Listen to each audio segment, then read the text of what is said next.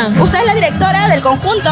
Directora artística, porque también existe un comité o una junta directiva y hay un presidente. ¿Cómo se llama el conjunto? Alianza Huamamarca, institución cultural. ¿Dónde queda Huamamarca? Queda en un pueblito de Guayucachi, pasando el puente de la Unión de Huancayo.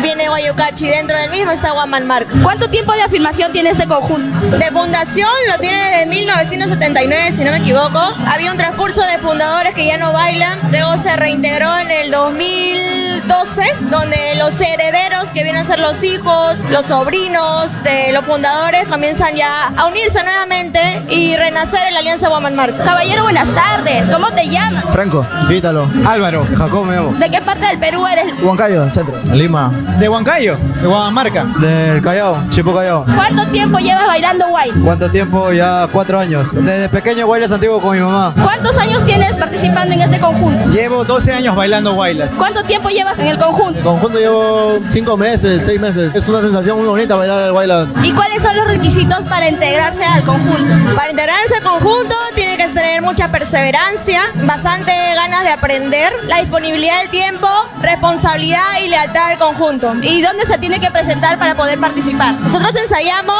los martes, jueves y sábado en Puente Nuevo, en el módulo deportivo Pedro Wilca, desde las 8 hasta las 10 de la noche. Si estarían interesados, solamente requerimos que tengan conocimientos previos en tema de guaylas y que se puedan acercar con nosotros, que también van a ir para disfrutar los carnavales tanto en Lima como en Huancayo.